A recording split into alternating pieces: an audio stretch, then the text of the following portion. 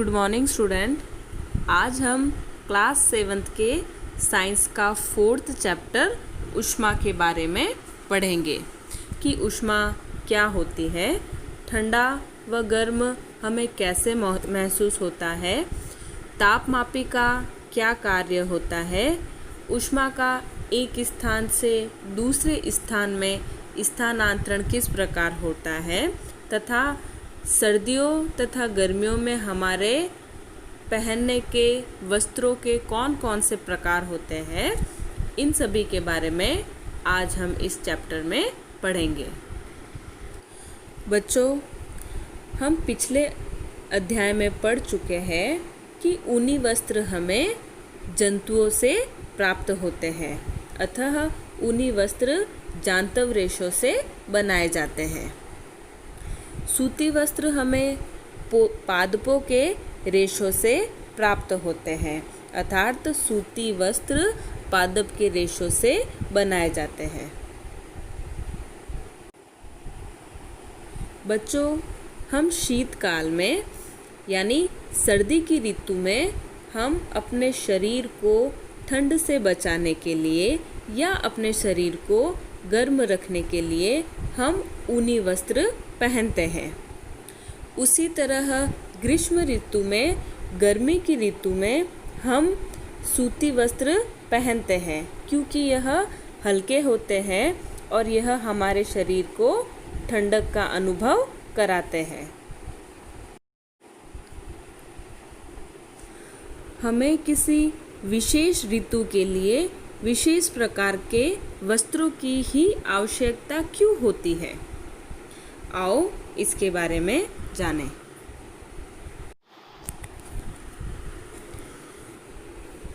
शीत ऋतु में जब हम घर के अंदर बैठे रहते हैं तब हमें ठंड का अनुभव होता है।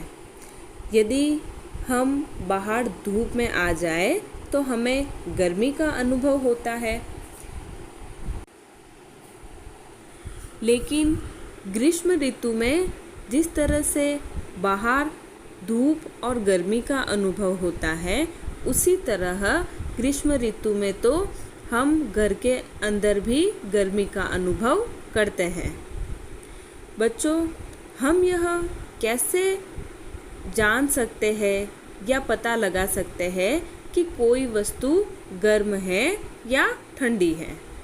हम कैसे पता लगाते हैं कि कोई वस्तु कितनी गर्म है अथवा कितनी ठंडी है? तो आओ बच्चों, इस अध्याय में हम इसी प्रकार के कुछ प्रश्नों का उत्तर जानने का प्रयास करेंगे। गर्म तथा ठंडा। हम अपने दैनिक जीवन में अनेक वस्तुओं के संपर्क में आते हैं, जिनमें से कुछ वस्तुएं गर्म होती है तथा कुछ ठंडी होती है। जैसे चाय व कॉफ़ी गर्म होती है तथा बर्फ़ या आइसक्रीम ठंडी होती है। इसी प्रकार से हमारे दैनिक जीवन में कई ऐसी वस्तुएं हमें देखने को मिलती है जो गर्म होती है या ठंडी होती है। बच्चों, अधिकांश हम किसी भी वस्तु को छूकर बता सकते हैं कि वह वस्तु गर्म है या ठंडी है। परंतु क्या हम किसी वस्तु को छूकर या अपनी स्पर्श ज्ञानेंद्रियों द्वारा यह पता लगा सकते हैं कि वह वस्तु कितनी अधिक गर्म है या कितनी अधिक ठंडी है? क्या हम किसी वस्तु को छूकर यह पता लगा सकते हैं कि वह वस्तु कितनी अधिक गर्म है या कितनी अधिक ठंडी? ठंडे तथा गर्म को समझने के लिए हम एक क्रियाकलाप करेंगे। इस क्रियाकलाप में हम 3 पात्र लेंगे। 3 पात्र A, B व सी लेंगे।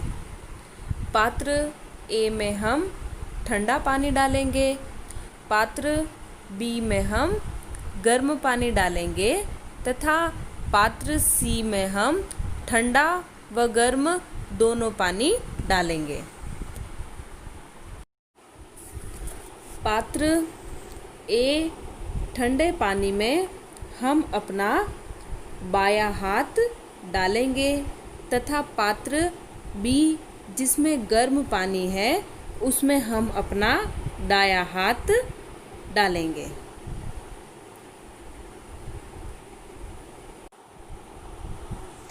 दोनों हाथों को पात्र ए व बी अर्थात ठंडे व गर्म पानी में 2-3 मिनट तक डुबोकर रहने देंगे।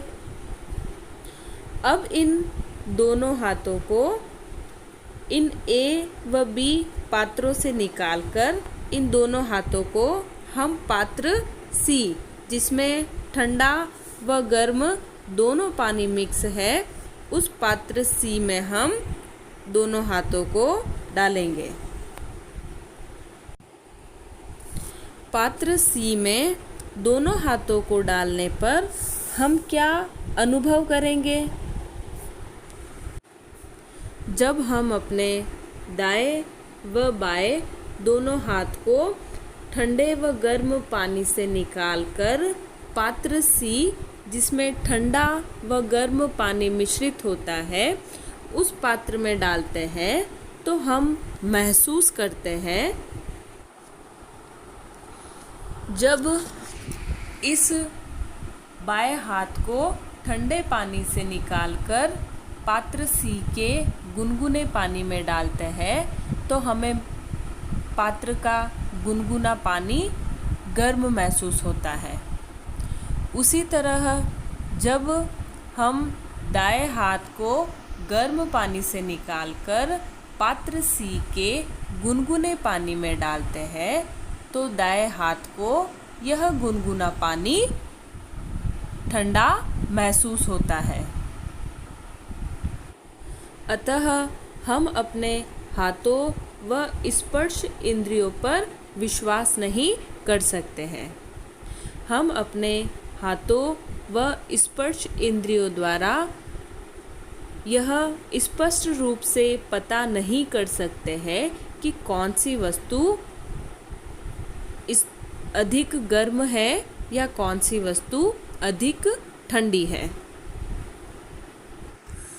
यदि हम अपनी स्पर्श इंद्रियों पर विश्वास नहीं कर सकते हैं तो हमें कैसे पता चलेगा कि कोई वस्तु वास्तव में कितनी अधिक गर्म है।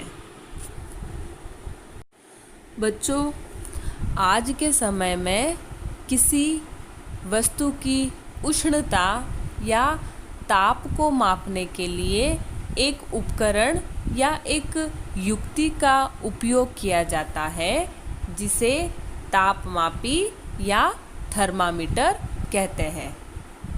इस तापमापी या थर्मामीटर की सहायता से हम किसी भी वस्तु का ताप ज्ञात कर सकते हैं। बच्चों, जब परिवार में किसी को भी बुखार आता है तो वह बुखार हम किस तरह से मापते हैं? यह बुखार हम या डॉक्टर एक थर्मामीटर की सहायता से मापते हैं। यह थर्मामीटर डॉक्टरी थर्मामीटर कहलाता है। इस डॉक्टरी थर्मामीटर द्वारा शरीर के ताप को मापा जाता है।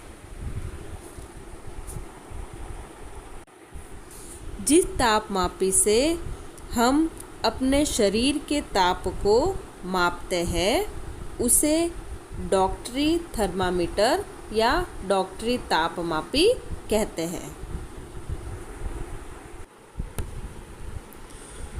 डॉक्टरी थर्मामीटर, यह डॉक्टरी थर्मामीटर है और इसकी सहायता से हमारे शरीर का ताप मापा जाता है।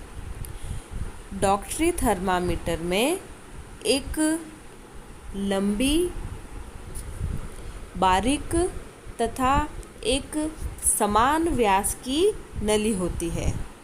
यह इस प्रकार से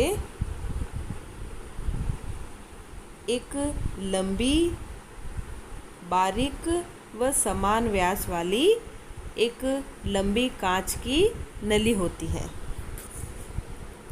इसके एक सिरे पर एक बल्ब होता है और इस बल्ब में पारा भरा हुआ होता है। बल्ब के बाहर नली में पारे की एक पतली चमकती हुई धारी दिखाई देती है। यह देखो बच्चों, यह थर्मामीटर का एक सिरा है जिसे बल्ब कहते हैं। इस बल्ब के अंदर पारा भरा हुआ होता है और यह पारा जब बल्ब से बाहर निकलता है तो यह एक चमकीली धारी के समान दिखाई देता है। यह देखो बच्चों, ये यहाँ से यहाँ तक यह पारा एक चमकीली धारी के समान दिखाई दे रहा है। थर्मामीटर में ताप मापने के लिए एक मापक्रम अर्थात एक स्केल लगा हुआ रहता है। इस स्केल को सेल्सियस स्केल भी कहते हैं।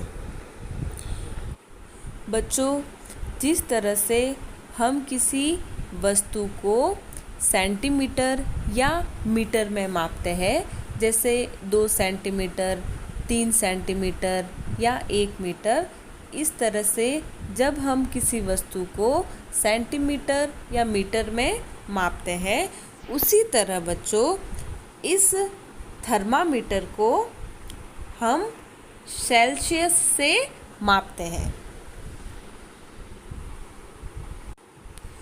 और इसे C द्वारा दर्शाते हैं। अर्थात हमारे शरीर के ताप को सेल्सियस द्वारा मापा जाता है। जैसे 40 सेल्सियस, 39 सेल्सियस, इस प्रकार से हमारे शरीर का ताप सेल्सियस द्वारा मापा जाता है।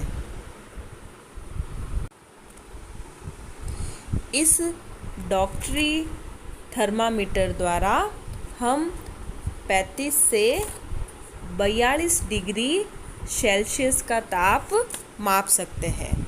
अर्थात हम अपने शरीर का 35 से 42 डिग्री सेल्सियस ताप माप सकते हैं। थर्मामीटर का उपयोग करने से पहले इस थर्मामीटर को अच्छी तरह से धो लेना चाहिए। धोने के लिए किसी रोगाणुरोधक घोल जैसे स्प्रिट या डेटॉल का उपयोग करना चाहिए। अब इसे अपने हाथों से कसकर यहाँ से पकड़ना चाहिए तथा इसे कुछ झटके देने चाहिए ताकि जो पारा है वह पुनः 35 सेल्सियस के नीचे आ जाए। अब इस थर्मामीटर के बल्ब को जीभ के नीचे 1 मिनट तक रखते हैं। 1 मिनट तक रखने के बाद इसे बाहर निकाल लीजिए और इसका पाठ्यांक नोट कीजिए। यह आपके शरीर का ताप है।